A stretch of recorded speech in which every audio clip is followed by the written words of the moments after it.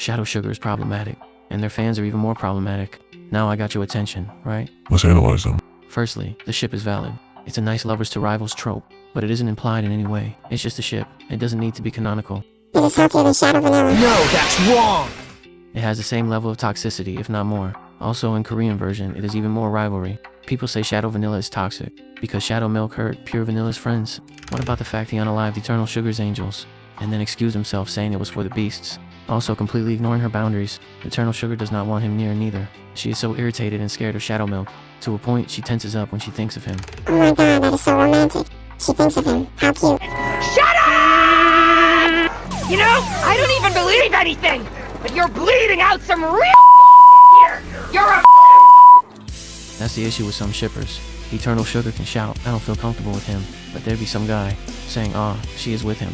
How am I so sure? Play these games before!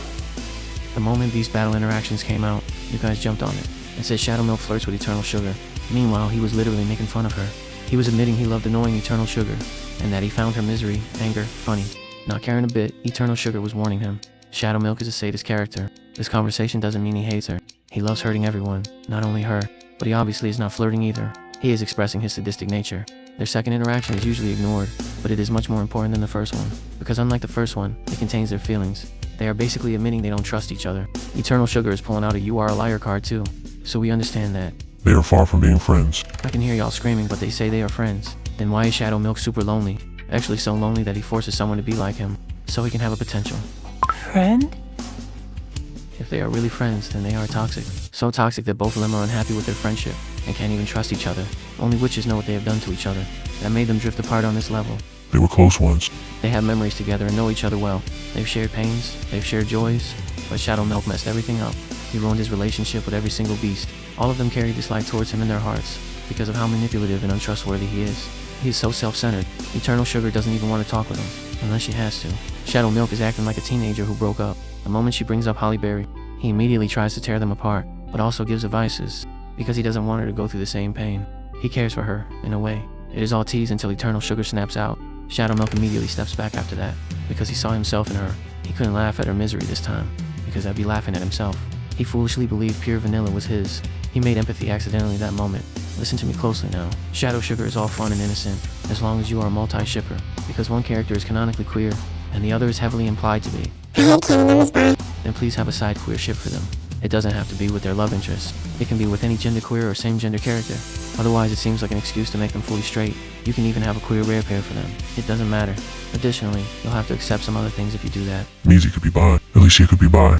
Moonlight could be bi. Any queer woman could be bi. You felt mad, didn't you? None of them are confirmed to be lesbians. They are only confirmed to be queer, and two of them have only one love interest. Measy found the guy's force and mating idea gross. She found his implication to harem gross. She didn't find being straight gross. It's only confirmed she is queer. She could be bi. Her love is to control Swa. Let's just make her straight. It probably doesn't matter, right? It's just fiction. Can't a woman compliment other women? It's just confirmed she is queer. It could be all platonic, actually. She is bi probably, or even just an ally. We don't care if Seamoon is canon. The comics exist for a reason. She is bi and Fire Moon are definitely exes. My friend is dating a woman. I never saw her dating men, but I'll assume she is bi, because I can. Are you uncomfortable? Does it feel disrespectful? Then I achieved my goal. You will either accept all as canon, lesbians, or none. But they can be canon exes. No, that's wrong! They can be in your mind, but definitely not in canon. Everything can be on your mind, but it won't make it canon. Eternal Sugar never held on to anyone romantically, except Holly Berry, her only love interest. She only had shown attraction to one female. Unless she shows attraction to a male, the bi argument will stay weak. Weak, but still valid. It's the same for every canon queer character. Please, respect the rep and keep her queer. Same for Shadow Milk. If you can't, because of your religion, just leave them alone. There are many more straight ships. You can let go of just one. That was all.